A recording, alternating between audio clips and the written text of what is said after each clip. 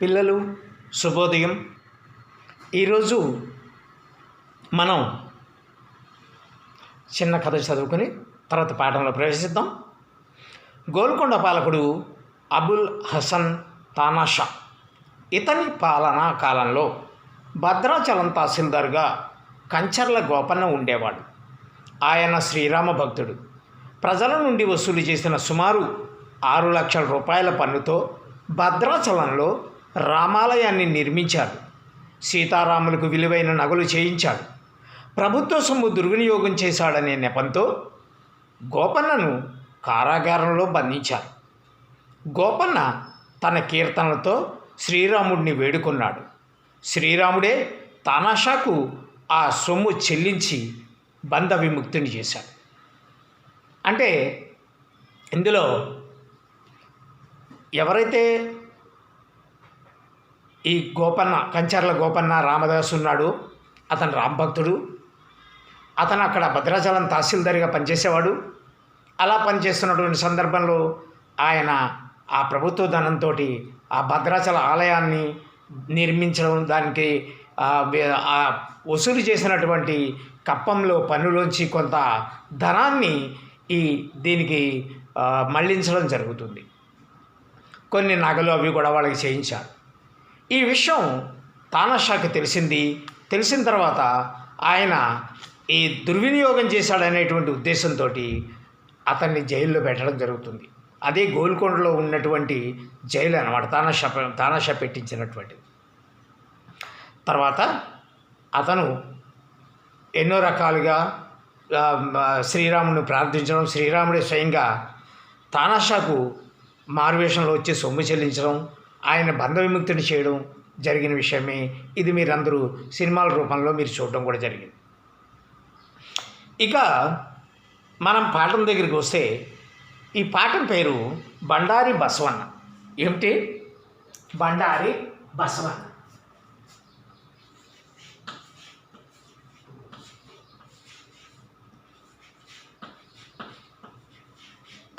బండారి బసవన్న ఇది 8వ తరగతి పాఠానికి సంబంధించింది.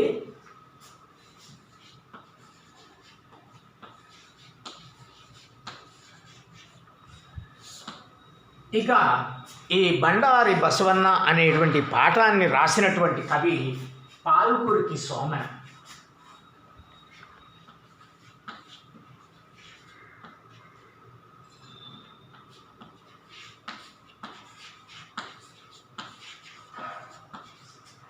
పాల్కురికి సోమనాథుడు.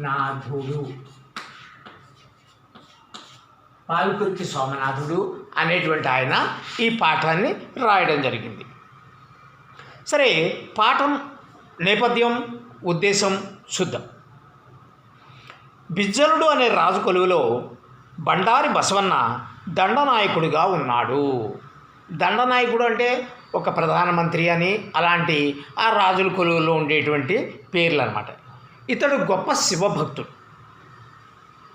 ఒకరోజు ఒక జంగమయ్య అనేటువంటిది ఏంటంటే శివుడి భక్తులు అయ్యుండి అలా యాచిస్తూ తిరుగుతూ ఉంటారు జంగమయ్యలు అనేటువంటి వాళ్ళు అన్నమాట.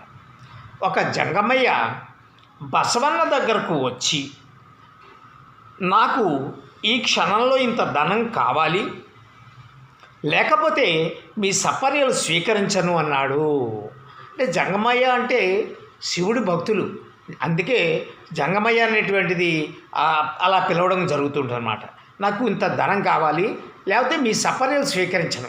ఆ రోజుల్లో అలా ఎవరైతే వస్తూ ఉంటారో ఇలాంటి వేషాల్లో, జంగమయ్య వేషంలో వచ్చినటువంటి ఈయన, నేను నీ సపర్యలు స్వీకరించను, నేను అడిగినటువంటి ధనాన్ని ఇవ్వకపోతే అని. అప్పుడు బసవన్న ఏం చేశాడంటే తన యొక్క కోశాగారంలో ఉండేటువంటి డబ్బుని తీసుకుని వెళ్ళి జంగమయ్యకి ఇచ్చాడు. అది చూసిన ఇతర మంత్రులు బిజ్జలుడి దగ్గరికి పోయి బసవన్న రాజద్రోహం చేశాడని చెప్పారు. మిగిలిన మంత్రులు అందరూ ఏం చేశారంటే వెంటనే వెళ్ళి, ఈయన ఈ డబ్బుల్ని దానం చేసేసాడు, మీకోసం రాజ్యంలో వసూలు చేసిన పన్నుల తాలూకా ఈ యొక్క ధనాన్ని ఎవరికో ఇచ్చేసాడని చెప్పి ఇలా చెప్పారు. బసవన్న ఔదార్య బుద్ధి, భక్తి తత్వం ఇందులో తెలియజేయడమే ఈ పాఠం ఉద్దేశం. బసవన్న ఉదార బుద్ధి అంటే అడిగిన వాళ్ళకి సహాయం చేసేటువంటి గుణం కలిగి ఉండడం అనమాట. ఉదార స్వభావం ఉంటూ ఉంటాం అనమాట. అలా ఉండడం అనమాట. ఈ పాఠం ద్వారా ఆయనకి సంబంధించినటువంటి ఈ ఉదార బుద్ధి, ఆయనకి ఎంత భక్తివంతుడు అనేటువంటి అంశాలను కూడా మనం తెలుసుకుంటాం అనమాట. ఇక ఈ పాఠ్యభాగ వివరాల్లోకి వస్తే, ఈ పాఠం ద్విపద. ఇది దేశ కవితా ప్రక్రియ. ఇది దేశ కవితా ప్రక్రియ అంటే మన దేశానికి సంబంధించి, అంటే ప్రక్రియ అంటే ఒక రకమైన రచన అని చెప్పడం. మనకి తెలుగులో అనేక రకాల ప్రక్రియలు ఉన్నాయి. ఎవరైనా ఈ ప్రక్రియకు సంబంధించి ఒక ప్రక్రియలో వాళ్ళ రచనా వ్యాసంగం చేయొచ్చు. ఉదాహరణకు ఒక నవల, ఒక కథానిక, ఒక ఆత్మకథ,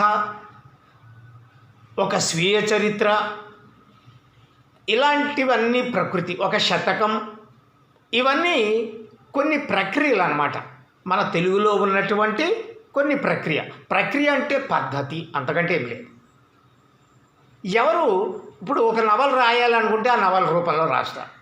ఒక శతకం రాయాలంటే శతకానికి సంబంధించిన రూల్స్లో రాయాలి. అలాగే ఒక కథ రాయాలంటే కథలో రాయొచ్చు. ఆ రకంగా అన్నమాట.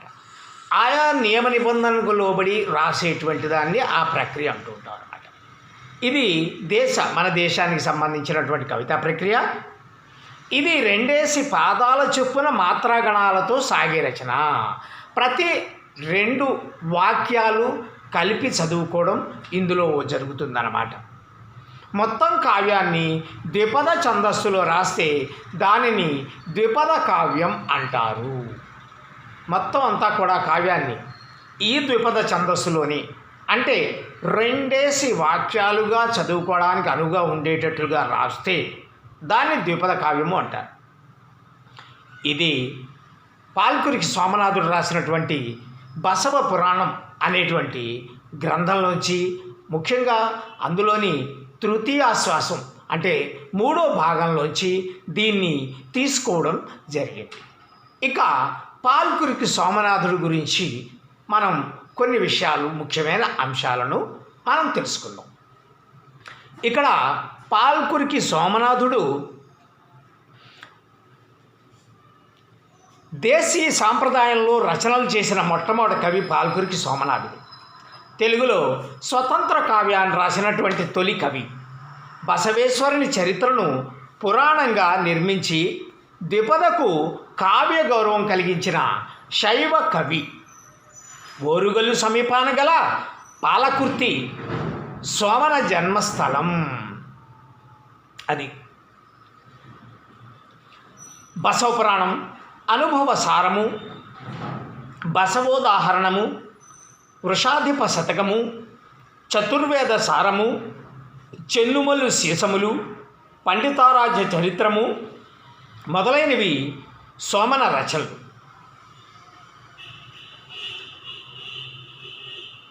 ఈయన అనేక సాహితీ ప్రక్రియలకు ఆద్యుడు. సంస్కృత, తమిళ, కన్నడ, మరాఠీ భాషా పదాలను యథేచ్ఛగా తన రచనలో ఉపయోగించిన బహుభాషా కోవిదుడు. అది ఈయన రచనల్లో కొన్ని ఈ భాషా పదాలు కూడా వస్తూ ఉంటాయి అన్నమాట. తెలుగులో మణి ప్రవాళ శైలిని వాడిన తొలి కవి. మణి ప్రవాళ శైలి అంటే అదొక ఛందస్సుకు సంబంధించి దానిని ఈయన వాడాడు అని చెప్తున్నారన్నమాట. సో పాల్కురికి సోమనాథుడు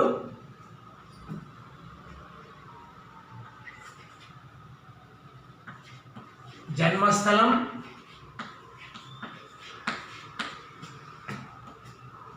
వరంగల్ జిల్లా,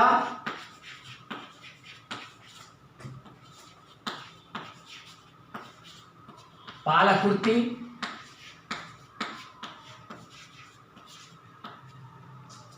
అలాగే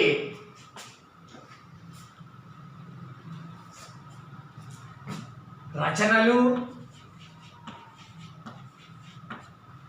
బసవ పురాణము,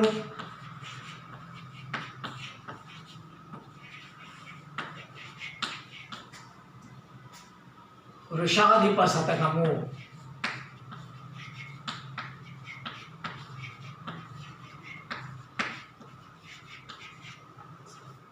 అలాగే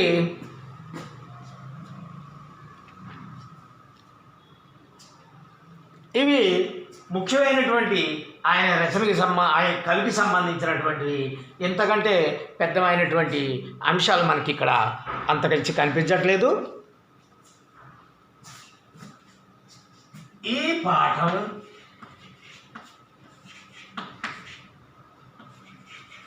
ద్విపద ప్రక్రియకు చెందినది.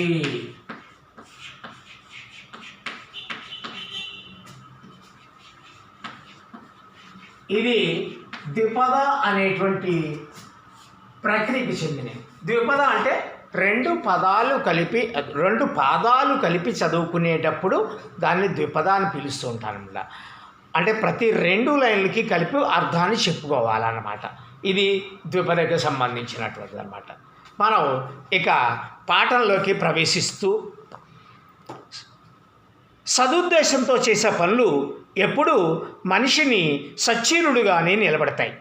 భగవంతుడు కూడా ఇటువంటి పనులను చేసేవారిని మెచ్చుకుంటాడు. దీనికి ఉదాహరణలు పురాణ ఇతిహాసాల్లో అనేకం కనిపిస్తాయి. ఆ కోవలోని వాడే బండారి బసవన్న.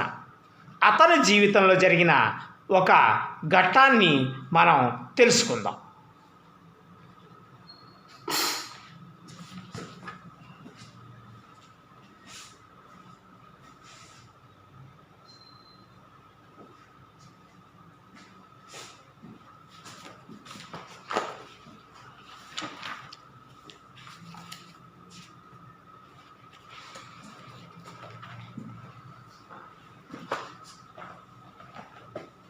బండారి బసవన దండనాయకుని రప్పించి మాయర్థమెప్పించి పొమ్ము. ఇవి 2 వాక్యాలు చదివాను. బండారి బసవన దండనాయకుని రప్పించి మా అర్థమొప్పించి పొమ్ము. మా అర్థము అంటే ఇక్కడ మా అర్థము అన్నమాట. అర్థము అంటే డబ్బు. బండారి బసవన అంటే ఈ బండారి బసవన్న అనేటువంటి ఆ రాజు దండనాయకుని అంటే ఆ సేనాధిపతి లేదా మంత్రి అతన్ని రప్పించి పిలిచి మా అర్థం ఒప్పించి పొమ్ము. మా అర్థము అంటే మా యొక్క డబ్బు ఇచ్చి పొమ్ము అంటే వెళ్ళిపో. తప్పేమి సాలు ప్రధాని తనంబు దండింపరాదను తలపుననిట్లు. తప్పేమి సాలు, తప్పేం లేదు. ప్రధాని తనంబు నీ యొక్క ప్రధాన పదవి చాలు, ఇక చాలు, ఏం తప్పేం లేదు. నీ పదవి ఇక చాలు, ఇంక నువ్వు వెళ్ళు. దండింపరాదు అను తలపుననిట్లు. దండింపరు లేదా నిన్ను శిక్షింపరు అనేటువంటి తలపున ఇట్లు ఆలోచనతోటి ధీమాతో ఇట్లు ఈ విధంగా బండారమంతయు బాడు చేసితివి పరధనం బపహరింపని బాసయండ్రు. బండారమంతయు పాడు చేసితివి. బండారము అంటే ఇక్కడ కోశాగారము, డబ్బును నిల్వ చేసేటువంటి దాంటి స్థానం అన్నమాట. అంతయు పాడు చేసితివి, మొత్తం అంతా కూడా పాడు చేసేసావు కదయా, అంటే అంతా ఖర్చు పెట్టేసావు. పాడు చేయడం అంటే పరధనంబు అపహరింపని బాసయండ్రు. పరధనంబు అపహరింపని, ఇతరుల సొమ్మును దొంగిలింపను అని చెప్పి బాసయండ్రు. బాస ప్రతిజ్ఞ చేసావు ఉద్యోగంలో చేరాడప్పుడు, ఇతరుల ధనాన్ని ముట్టుకోను అనేటువంటిది చెప్పావు. పరధనం బెట్లకో బసవ గైకొంటి. ఓ బసవన్న, పరధనం బెట్లకో కైకొంటి. అయ్యా నువ్వు ఎలా ఇతరుల ధనాన్ని దొంగిలించావయ్యా అని చెప్పి అంటున్నాడు అన్నమాట. వేయి మాటలు ఏల వెరతుము నీకు మా అర్థమొప్పించి నీ ఎంత నుండు. 1000 మాటలు ఎలా, 1000 మాటలు ఎందులకు, వెరతుము నీకు ఏం భయపడేది ఏముంది ఇందులో, భయపడుతూ అనేటువంటి అంశం ఏముంది. మా అర్థం ఒప్పించి నీ అంత నుండు, మా డబ్బును మాకిచ్చేసి నీ అంతట నువ్వు హాయిగా ఉండు అని చెప్పి అంటున్నాడు అన్నమాట. అనవుడు కించిత్ ప్రహసితాస్యుడగుచు, అలా అని రాజు పలుకగా, ఆ రాజు బిజ్జలుడు అనేటువంటి రాజు కల్పగా ఈ బండారి బసవన అనేటువంటి దండనాయకుడితోటి ఈ రకంగా పలకగా, అనవుడు అలా అనగానే కించిత్ కొంచెం ప్రహసితాస్యుడగుచు పెద్ద నవ్వు నవ్వినవాడై జననాథునకు బసవన మంత్రి అనియే. జననాథుడు అంటే జనులకు నాథుడు అంటే ఇక్కడ భర్త అంటే రాజు అన్నమాట. జననాథుడు అంటే ఇక్కడ జనులను పాలించేవాడు కాబట్టి జననాథుడు అంటే రాజు అని అర్థం అన్నమాట. బసవన మంత్రి అనియే, బసవన మంత్రి ఇలా అంటున్నాడట. ఏమని అంటున్నాడు అంటే, పరమేశు భక్తియన్ సురతరు ఉండా. పరమేశు భక్తియున్, పరమేశ్వరుని పట్ల భక్తి అనేటువంటి సురతరువు ఉండన్, కల్పవృక్షము ఉండగా. కామధేనువు కల్పవృక్షము ఇవన్నీ ఇంద్రుడి దగ్గర ఉంటూ ఉంటాయన్నమాట. ఈయనకి పరమేశ్వరుడు భక్తి అనేటువంటి కల్పవృక్షం ఉంది. కల్పవృక్షం అంటే కోరిన కోరికలను తీర్చేటువంటిది అనమాట. అలాంటి కల్పవృక్షం ఉంది. భక్తి అనే కల్పవృక్షం అనమాట. అంటే ఆయనకి స్వయంగా శివుడే ఉన్నాడు, ఏం కావాలన్నా ఏమి ఇవ్వాలన్నా. అలాంటిది ఉండగా హరు భక్తియన్ కనకాచలంబు ఉండా, హరుని పట్ల భక్తి అనేటువంటి మేరు పర్వతము ఉండగా, విష్ణుమూర్తి మీద ఉండేటువంటి భక్తి అనేటువంటి మేరు పర్వతం అది ఉండగా, నాకు నా చెంతనుండగా, కామారి భక్తి చింతామణి ఉండన్, శివభక్తి కోర్కెలు తీర్చే మణి ఉండగా, సోమార్ధ తరుభక్తి సురధేను ఉండా, అర్ధచంద్రుని ధరించిన వాడి పట్ల భక్తి అనేటువంటి కామధేనువు ఉండా. ఇవన్నీ శివునికి సంబంధించినటువంటివే అన్నటువంటివి అన్నమాట. హరుడు ఇలా కామారి, తర్వాత సోమ అర్ధుడు అంటే సగభాగం చంద్రుణ్ణి ధరించినటువంటి వాడు అని, ఇవన్నీ కూడా శివుడు. ఇవన్నీ ఉండగా సురధేనువు కామధేనువు ఉండగా, సోమార్ధ తరుభక్తి సురతరువు ఉండా, చింతామణి మనకి ఎన్ని బారువుల బంగారం కావాలంటే అంత బంగారం ఇస్తుంది చింతామణి. కామధేనువు ఎంత కావాలంటే అన్ని ఇస్తుంది, మనకి కోరిన తీరుస్తుంది.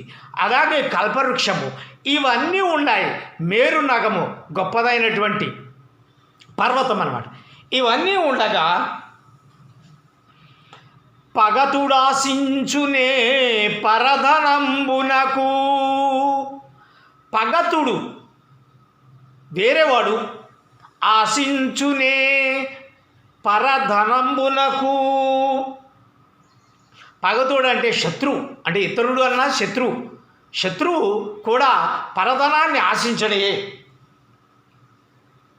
మృగపతి ఎద్దెసమేయునే పుల్లు, మృగపతి మృగములకు పతి అంటే భర్త, హెడ్, మృగములకు రాజు, సింహం. ఎద్దెస మేయునే పుల్ల, ఎద్దెస ఏ ప్లస్ దశ ఎద్దెస త్రికసింది. నేను చెప్తాను మళ్ళీ. మేయునే పుల్లు, ఎక్కడైనా సింహం గడ్డి తినడానికి ఇష్టపడుతుందా? ఇష్టపడు అని ఈ మొదటి భాగానికి సంబంధించి చెప్పాడు. ఇందులో ఉండేటువంటి కొన్ని వ్యాకరణాంశాలు, అర్థాలు వీటి మీద నేను ఇవ్వడం జరుగుతుంది.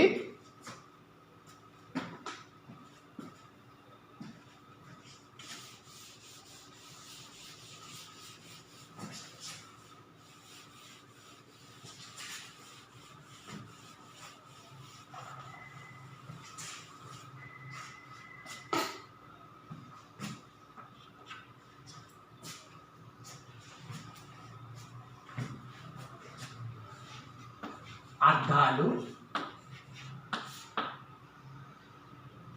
అర్థము, ధనము,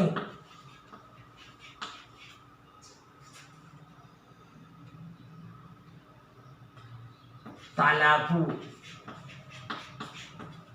ఆలోచన,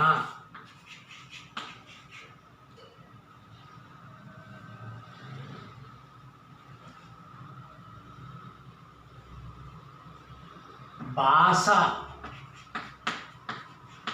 ప్రతిజ్ఞ,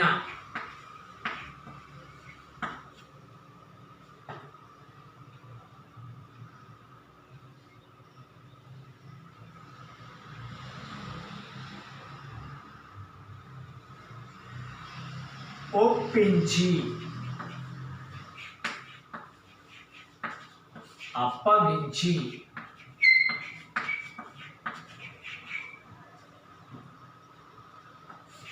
అనవుడు, అప్పుడు,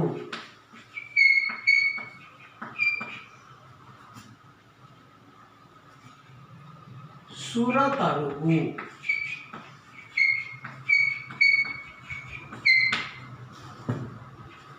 కల్పవృక్షము,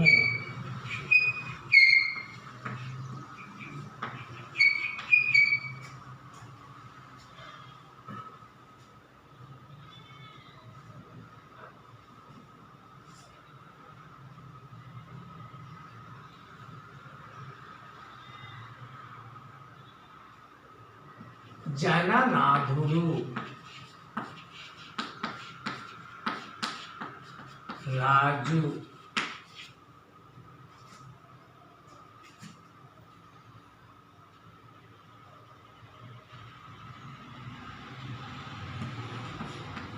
సుర ధేనువు,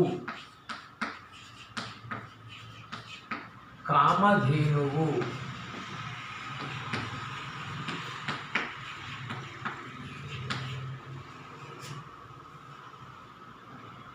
భగతుడు,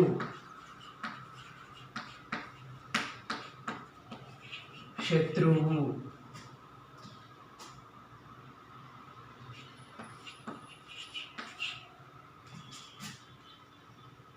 మృగపతి,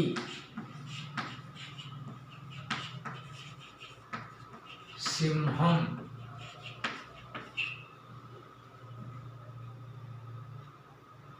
పుల్లు, గడ్డి. చూడండి ఈ అర్థాలు: అర్థము, ధనము, తలపు, ఆలోచన, భాష, ప్రతిజ్ఞ, ఒప్పించి, అప్పగించి, అనవుడు, అప్పుడు, సురతరువు, కల్పవృక్షము, కామధేనువు, సురధేనువు, కామధేనువు, జననాథుడు, రాజు, పగతుడు, శత్రువు, మృగపతి, సింహం, పుల్లు, గడ్డి.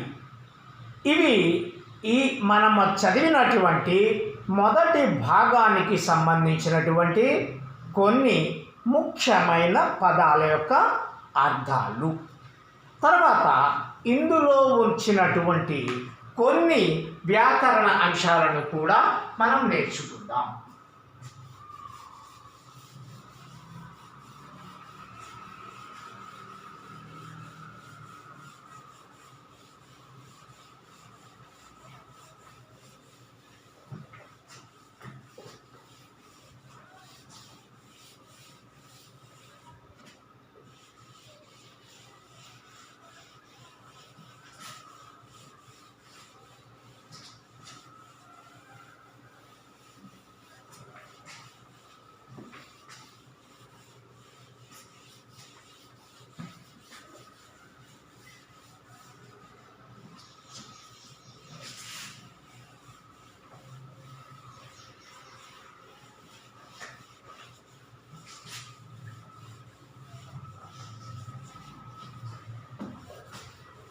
ఇందులో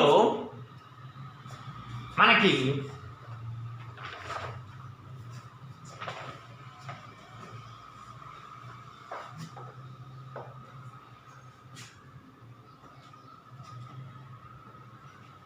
ఏ దశ. ఇది త్రిక సంధి.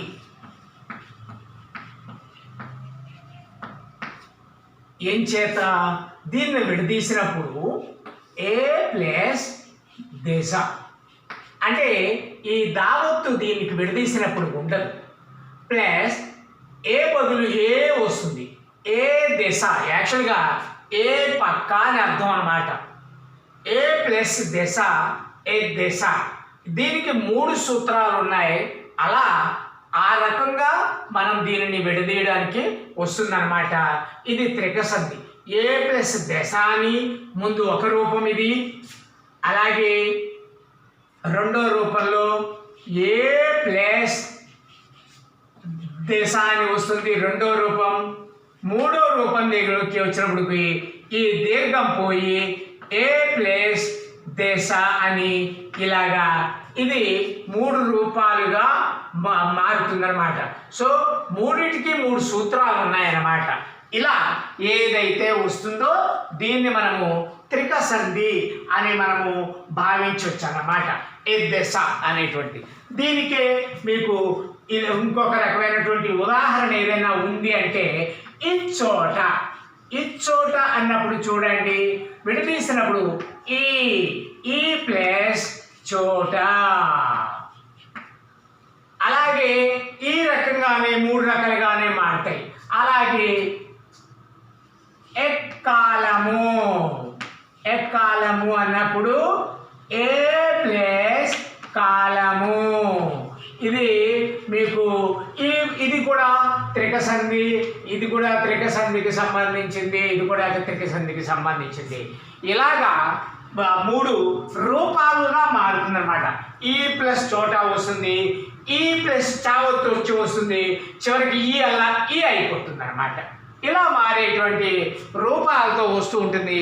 ఇది త్రిక సంధి అనేటువంటిది మీకు ఇక్కడ నేర్చుకుంటున్నారు. తర్వాత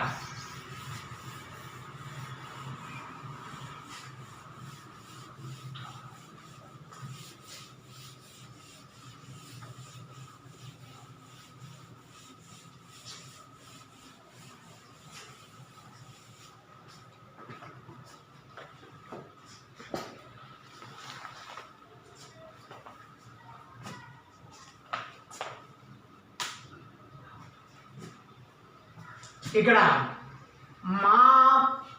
మా ప్లస్ అర్థము. మా ప్లస్ అర్థము. మా అర్థము.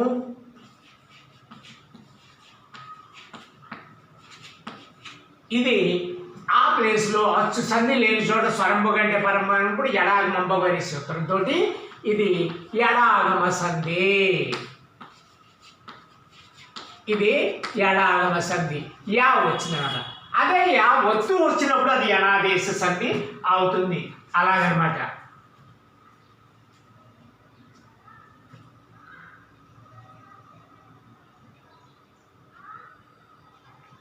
కనకాచలము.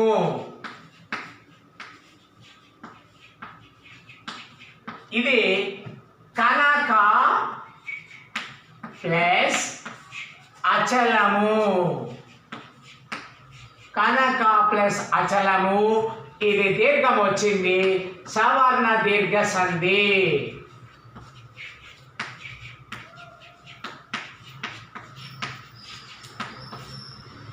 సవర్ణ దీర్ఘ సంధి.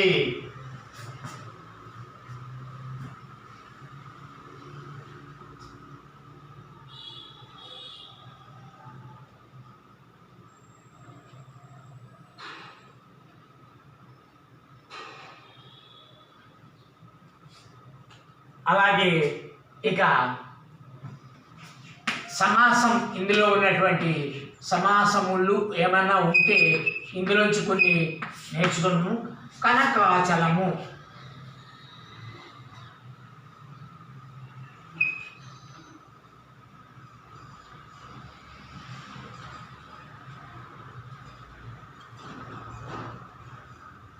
కనకాచలము.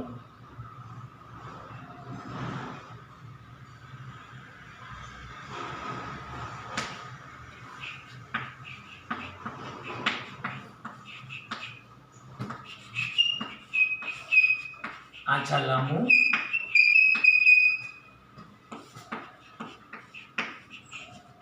సంభావన, పూర్వపద,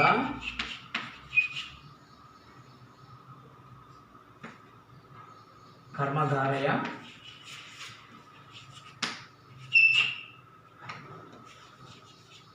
సమాసం.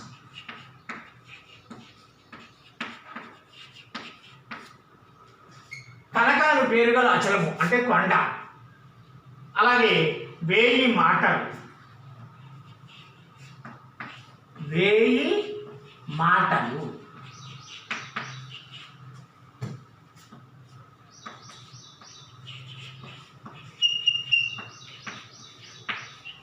వేయి సంఖ్య గల మాటలు.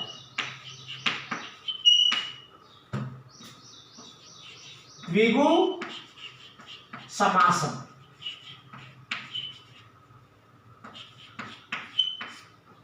ద్విగు సమాసం. వేయి సంఖ్య గల మాటలు, ద్విగు సమాసం.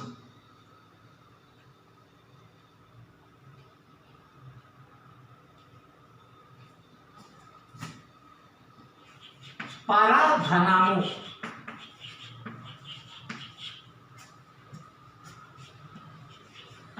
ఇతరుల యొక్క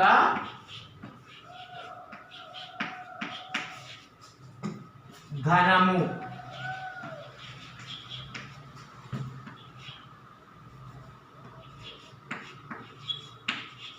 షష్ఠి తత్పురుష. షష్ఠి తత్పురుష సమాసము. ఇవి ఇలాగా ఈ మనం నేర్చుకున్నటువంటి రోమన్ నెంబర్కి సంబంధించినటువంటి కొన్ని అంశాలు. అలాగే దీనికి సంబంధించి మీకు ఒక వర్క్షీట్ కూడా ఇస్తాను. వాటిని మీరు తర్వాత ఇంటి దగ్గర దాన్ని రాసి తర్వాత నాకు పంపించండి. ఓకే, ఈ రోజుకి మనము ఈ బండారి బసవన్న మొదటి భాగాన్ని ముగిస్తున్నాము. మళ్ళా రెండవ భాగాన్ని చేసి పంపించడం జరుగుతుంది.